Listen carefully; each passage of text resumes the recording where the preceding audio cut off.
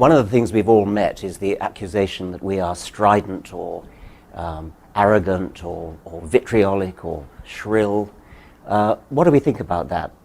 Yeah, well, I'm amused by it because I went out of my way in my book to address reasonable religious people, and I flew the draft with groups of students who were deeply religious. And indeed, the first draft incurred some real anguish.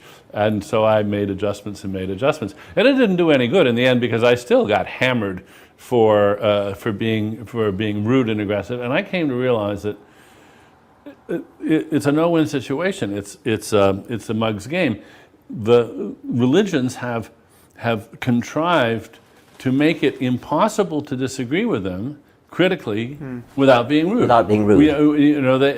They sort of play the hurt feelings card at every opportunity, and you're faced with the choice of, well, am I going to be rude, or am I going to articulate this criticism? Yeah. I mean, am I going to articulate it, or am I just going to button my lip? Right. Well, that's what it is to trespass a taboo. I think we're all encountering the fact that religion is held off the table of rational criticism in some kind of formal way, even by, we're discovering, our fellow secularists and our fellow atheists. Just leave people to their own superstition, even if it's abject and causing harm, and don't look too closely at it. Now that was, of course, the point of the title of my book, is there is this spell and we got to break it. But if the charge of offensiveness in general is to be allowed in public discourse, then without self-pity, I think we should say that we too can be offended and insulted. I mean, I'm not just in disagreement when someone like Tariq Ramadan, accepted now at the high tables of Oxford University as a spokesman, says the most he'll demand when it comes to the stoning of women is a moratorium on it. I find that profoundly much more than annoying. Right, yeah. Insulting, not only insulting, but actually threatening. But you're not offended. You don't take any, I don't see you taking things personally. You're alarmed by the liabilities of certain ways of thinking, as in Ramadan's case. But he would say, or people like him would say, that if I doubt the historicity of the Prophet Muhammad, I've injured them in their deepest feelings. Right. Well, I am in fact, I think all people ought to be offended, at least in their deepest integrity, by, say, the religious proposition that without a supernatural celestial dictatorship, we wouldn't know right from wrong. That we only live by. But are you really offended by that? Doesn't it just seem wrong? No, I say only, Sam, that if the offensiveness charge is to be allowed in general and arbitrated by the media, then I think we're entitled to claim that much without being self-pitying or representing ourselves as an oppressed minority, which I think is an opposite danger, I would admit. I'd like to add also that I agree with Daniel that there's no way in which the charge against us can be completely avoided, because what we say does offend the very core of any serious religious person at any rate. If we deny the divinity of Jesus, for example, many people will be terrifically shocked and possibly hurt. It's just too bad.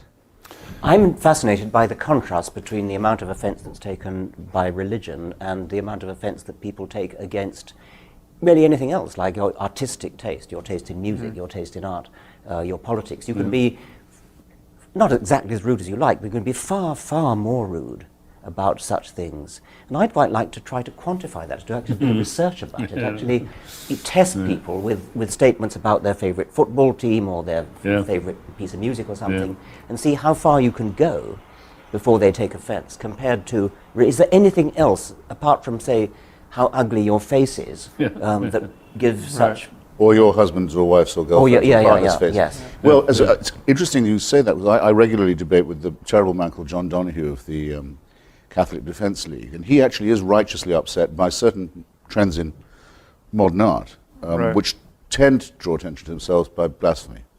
Well, for example, Serrano's Piss Christ, or the elephant dung on the Virgin, and so.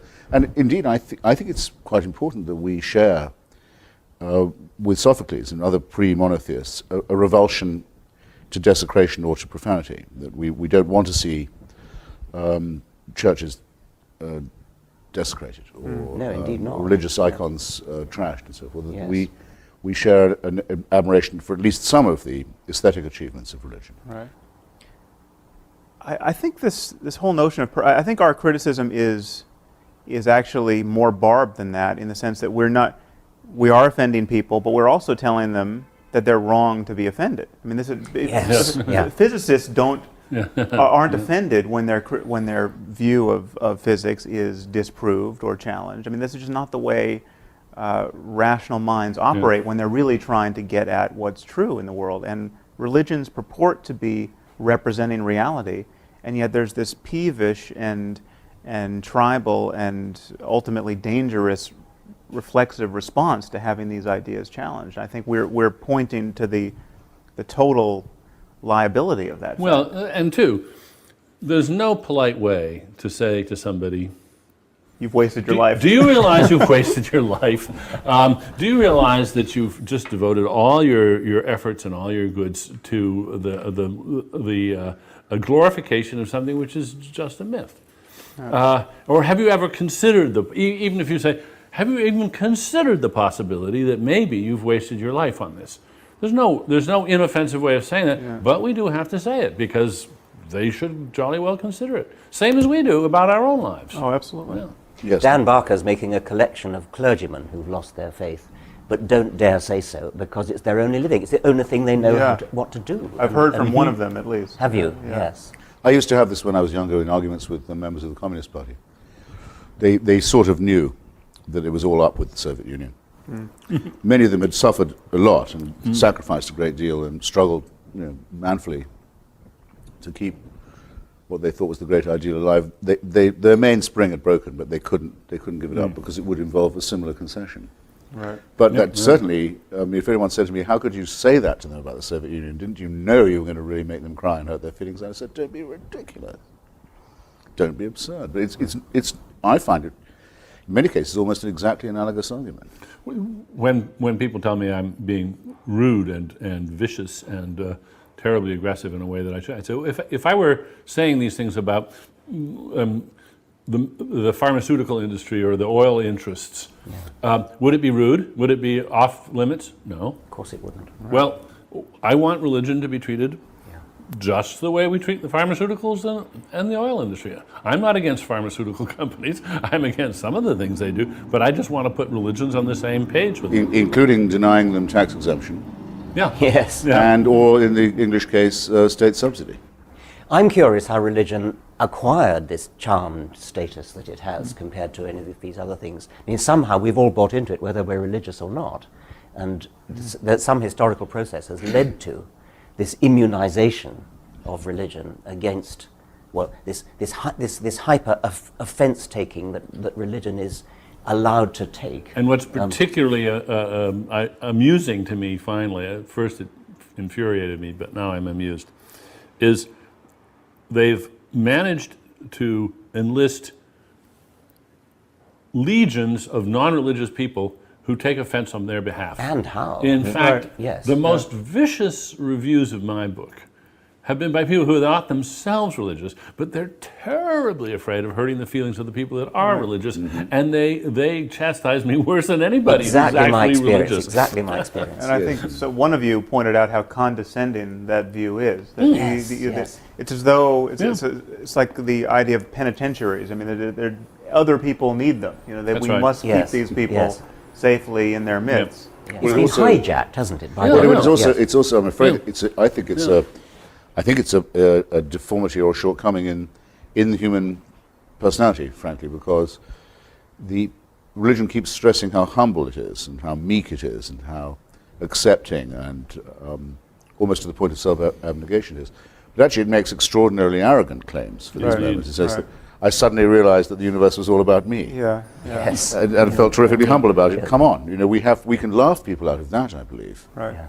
Also, And I think indeed we must. should. this is the point I think we should return to, this notion of the arrogance of science. Oh, because yeah. there is no discourse which enforces humility more rigorously. I mean, scientists, in my experience, are the first people to say they don't know. I mean, if you get a scientist to start talking off his area of specialization, he or she immediately starts hedging his bet saying, I'm not, but I'm sure there's someone in the room who knows more about this than me, and of course, so, all the data's not in. I mean, this is the mode of discourse in which we are most candid about the scope of our ignorance. The thing about religious people is that they recite the Nicene Creed every week, which says precisely what they believe. There are 3 gods, not one. The Virgin Mary, Jesus died, went to down for 3 days and then came up again. Yep. I mean, Yes. in precise detail. And yet they have the gall to accuse us of being overconfident and of not knowing what it is to doubt. And I don't think many of them ever let themselves contemplate the question, which I think scientists ask themselves all the time: what if I'm wrong? Yeah. What if I'm wrong? I mean, it's just not part of their repertoire. Look at this interesting bag of tricks that have evolved. Notice that they're circular, that they're self-sustaining, that they don't have any, that they could be about anything. And then you don't argue with them. You simply point out that these are not valid ways of thinking about anything, because you could use the very same tricks to sustain something which was manifestly fraudulent. And in fact, what fascinates me is that a lot of the tricks they have their counterparts with con artists. They use the very same forms of non-argument, the very same non sequiturs, and they make, for instance, a virtue out of trust. And as soon as you start exhibiting any suspicion of the con man he gets all hurt on you and plays the hurt feelings card and reminds you how wonderful taking it on faith is. Every religious person feels the same criticism of other people's faith that we do as atheists. I mean, they reject the pseudo-miracles and the pseudo-claims to certainty of others. And they see the confidence tricks in other people's faith. And they see it rather readily. Every Christian knows the Quran can't be the perfect word of the creator of the universe, and anyone who thinks it is hasn't read it closely enough, and it's just in this hermetically sealed discourse that isn't really being self-critical.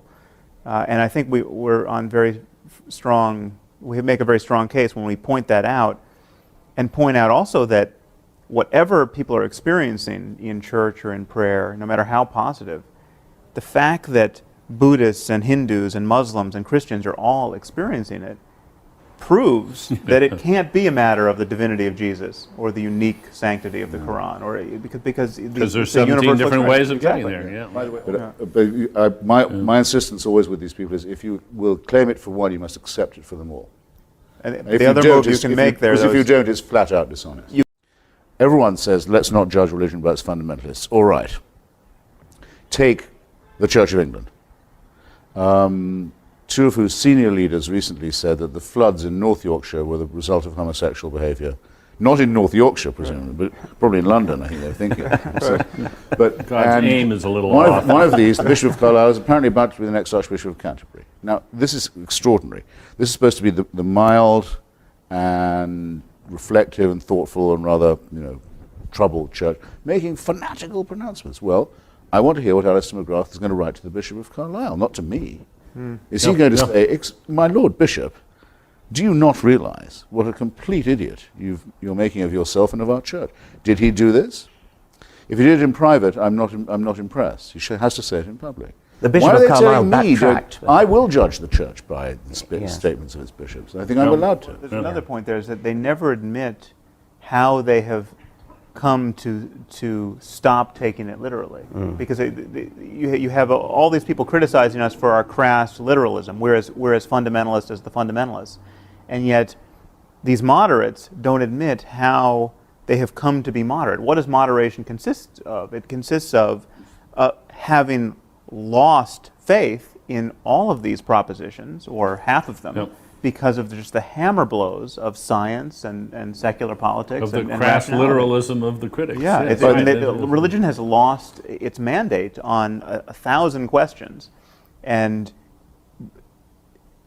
moderates tend to argue that this is somehow a triumph of faith, that faith is somehow self-enlightening, whereas it's been enlightened from the outside. It has been, it's been intruded upon. I think we just touched upon an issue that we should really highlight this whole notion of authority, because religious people often argue that science is just a tissue of uncashed checks. You know, we're all relying on authority. How do you know that the cosmological constant is whatever it is? You know, so I think you two are well placed to do this. Differentiate the kind of faith placing in authority that we practice without fear in science and rationality generally, and the kind of faith placing in the preacher or the theologian that we criticize. Well, what we actually do when we who are not physicists take on trust what physicists say is we have some evidence to suggest that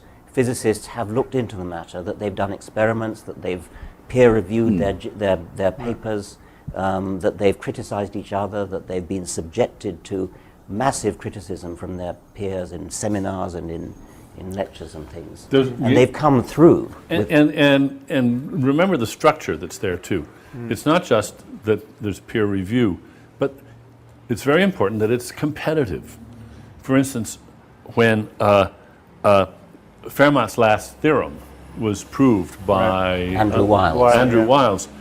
The reason that those of us who, forget it, I'm never going to understand that proof, but the reason that we can be confident that it really is a proof is that nobody wanted him to get there first. Every other mathematician who was competent in the world was very well motivated to study that, and believe me, if they begrudge him that this is a proof, it's a proof. Yes. And there's nothing like that I was once asked at a public meeting, don't you think that the mysteriousness of quantum theory is just the same as the mysteriousness of the Trinity or the transubstantiation? And the answer, of course, can be answered in two quotes from Richard Feynman. One, Richard Feynman said, if you think you understand quantum theory, you don't understand quantum theory. He was admitting that it's highly mysterious. But the other thing is that the predictions of quantum theory, experimentally, are verified to the equivalent of predicting the width of North America to the width of one human hair. Right. And so quantum theory is massively supported by accurate predictions, even if you don't understand the mystery of the Copenhagen interpretation or whatever it is. Right. Whereas the mystery of the Trinity doesn't even try to make a prediction, let alone an accurate one. You know, I don't like. It isn't a mystery either. I don't like the use of the word mystery here. Yes. I think there's been a lot of consciousness raising in philosophy about this term, where there's nothing about mystery in science. There's puzzles, there's deep puzzles, there's things we don't know, there's things we'll never know, but they aren't systematically incomprehensible to human beings. The glorification of the idea that these things are systematically incomprehensible is, I think, has no place in science. John Cornwell has just written another attack on yourself, Richard, and who's an old friend of mine, a very brilliant guy, wrote one of the best studies of the Catholic Church and fascism that has been published. He's in his review of you, he says, Professor Dawkins should just look at the shelves of books there are on the Trinity. The library is full of attempts to solve this problem before he's so. But none of the books in those religious libraries solve it either. Yep. The whole point is that it remains insoluble and is used to keep people feeling baffled and inferior. The two issues converge here. One is the question, what do we want to accomplish?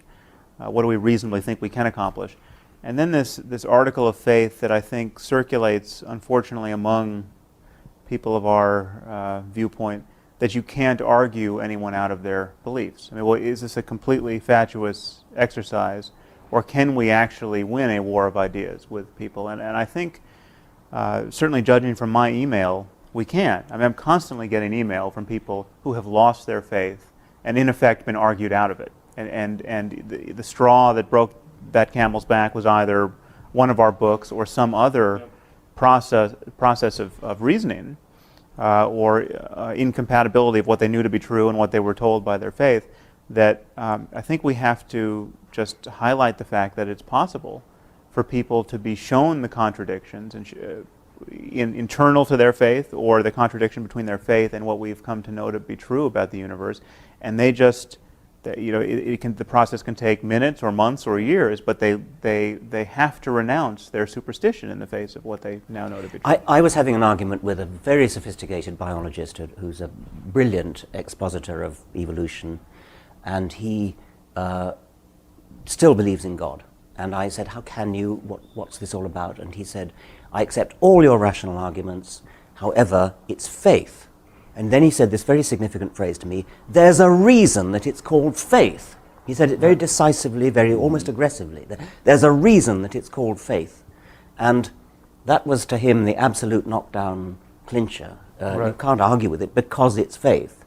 And he said it proudly and defiantly, rather than in any sort of apologetic way. And you get it all the time in North America from people who say you've got to read William James and have had to be able to judge other people's subjective experiences, which is something that's by definition impossible to do.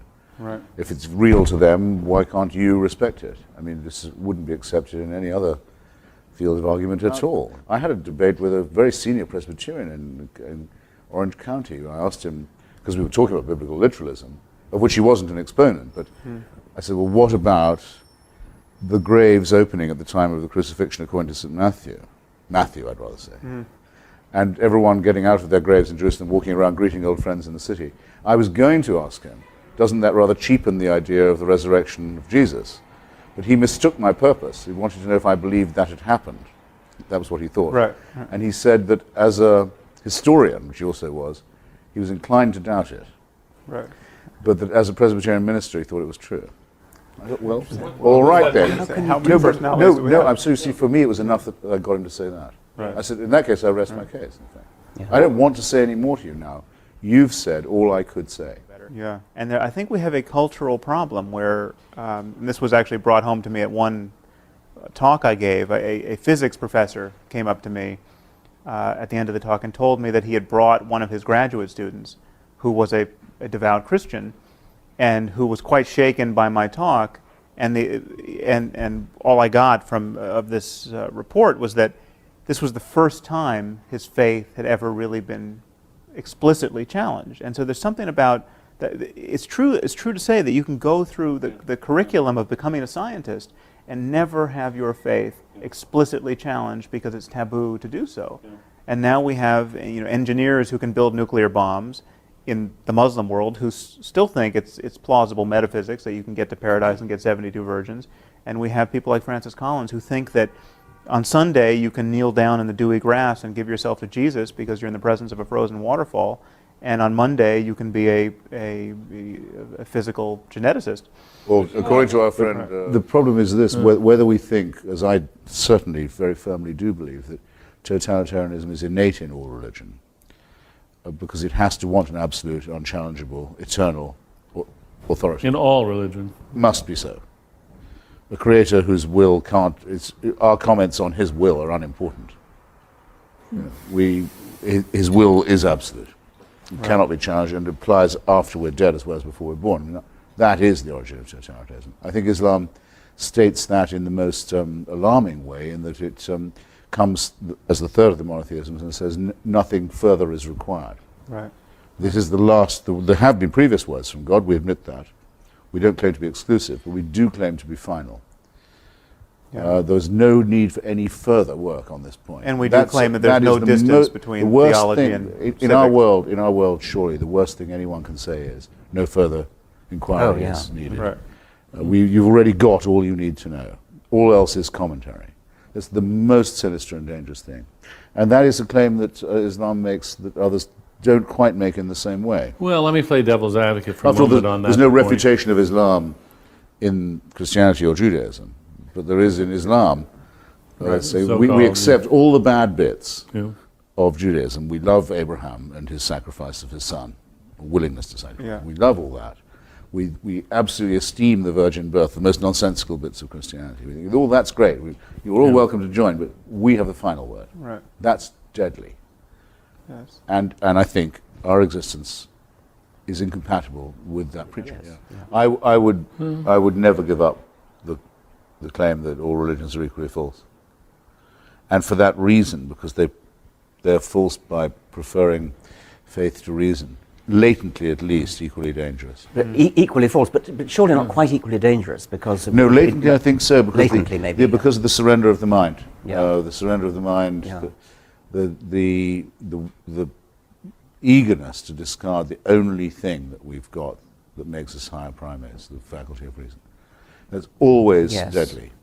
And always, I'm not sure. I think It's potentially the Amish deadly. can't hurt me, but they can sure hurt the their- people who live in their community. They have a little totalitarian But not quite in the same system. way. The Dalai Lama claims to be a god king of hereditary monarchy and inherited godliness. It's the most repulsive possible idea, and he runs a crummy little dictatorship in Dharamsala. And it would be worse, and praises the Indian nuclear tests, it would be worse. It's only limited by his own limited scope. But if you added The same evil is jihad present. to that, you would be more concerned. Well, look, every time I've ever debated with Islamists, they've all said, you've just offended 1 billion Muslims, as if they spoke for them. Right. As if there's a definite threat to this a menace, a military tone to what they say. In other words, if they'd said, you've just offended me as a Muslim, it doesn't sound quite the same, does it? If they were the only one who believed in the Prophet Muhammad. No, it's 1 billion. And by the way, what's implied in that is watch out. Right. I don't care. If there was only one person who believed that the Prophet Muhammad had been given dictation by the Archangel Gabriel, I'd still say what I was saying.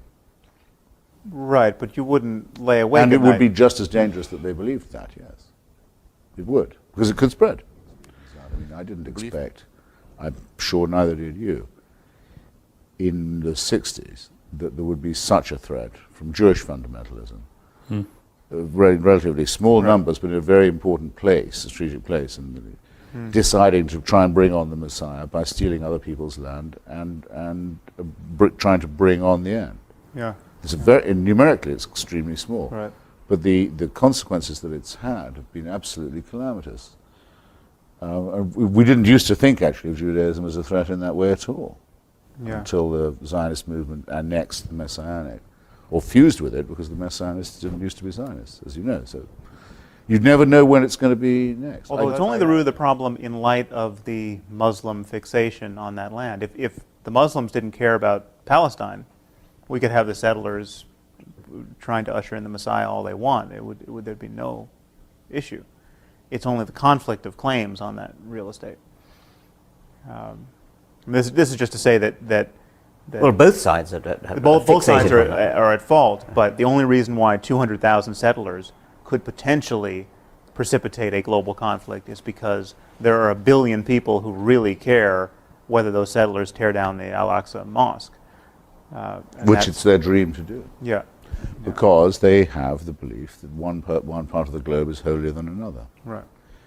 than which no belief could be more insane or irrational or indecent. And so just a few of them holding that view and having the power to make it real is enough to risk a civilizational conflict which civilization could lose. I mean, I think we'll be very lucky if we get through this conflict without a nuclear exchange.